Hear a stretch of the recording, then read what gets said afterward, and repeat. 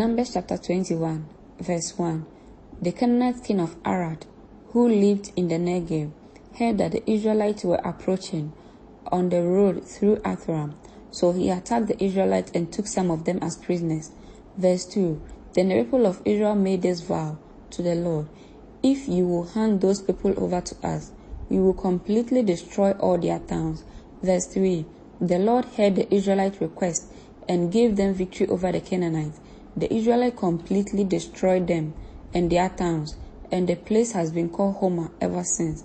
Verse 4. Then the people of Israel set out from Mount Hor, taking the road to the Red Sea, to go around the land of Edom. But the people grew impatient with the long journey. Verse 5. And they began to speak against God and Moses. Why have you brought us out of Egypt to die here in the wilderness? They complained, there is nothing to eat here and nothing to drink, and we hate this horrible manna. Verse 6. So the Lord sent poisonous snakes among the people, and many were bitten and died. Verse 7. Then the people came to Moses and cried out, we have sinned by speaking against the Lord and against you. Pray that the Lord will take away the snakes. So Moses prayed for the people. Verse 8. Then the Lord told him, make a replica of a poisonous snake and attach it to a pole.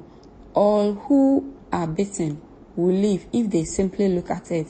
Verse 9. So Moses made a snake out of bronze and attached it to a pole. Then anyone who was bitten by a snake could look at the bronze snake and be healed. Verse 10. The Israelites traveled next to Oboth and camped there. Verse 11. Then they went to Abram in the wilderness on the eastern border of Moab. Verse 12. From there they traveled to the valley of Zerad Brook and set up camp. Verse 13. Then they moved out and camped on the far side of the Arnon River in the wilderness adjacent to the territory of the Amorites. The Arnon is the boundary line between the Moabites and the Amorites. Verse 14. For this reason, the book of the wars of the Lord speaks of the town of Wahib in the area of Sephar and the ravens of the Arnon River. Verse 15. And the ravens that extended as far as the settlement of Ar on the border of Moab. Verse 16. From there the Israelites traveled to Beer, which is the well where the Lord said to Moses, assemble the people, and I'll give them water. Verse 17. There the Israelites sang this song, spring up, O well. Yes, sing it praises. Verse 18. Sing of this well, which princes dug, which great leaders hollowed out with their scepters and staff.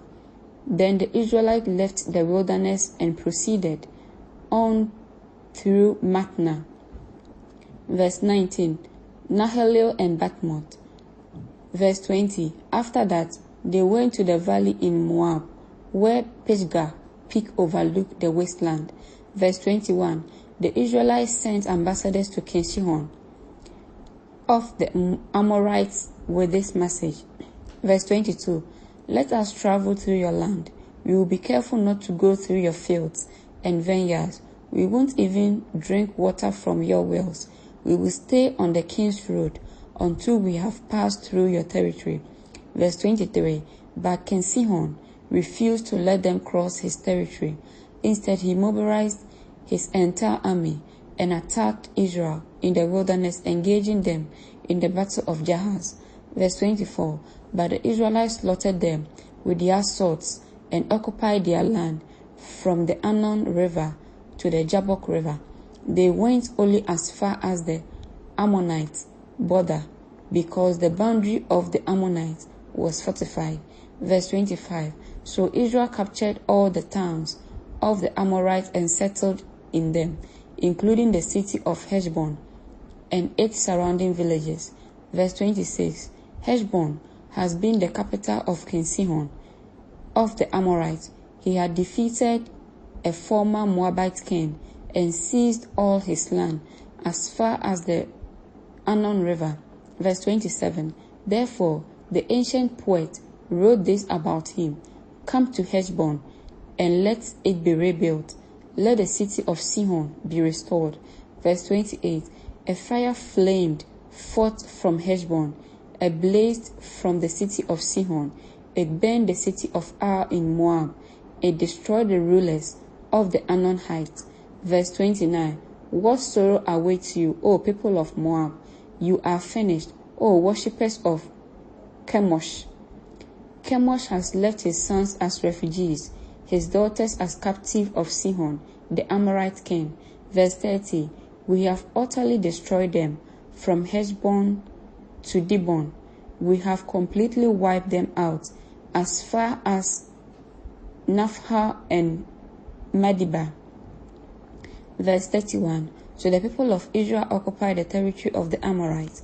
Verse 32. After Moses sent men to explore the Jalzil area, they captured all the towns in the region and drove out the Amorites who lived there. Verse 33. Then they turned and marched up the road to Bashan, but King Og of Bashan and all his people attacked them in Edrei. Verse 34.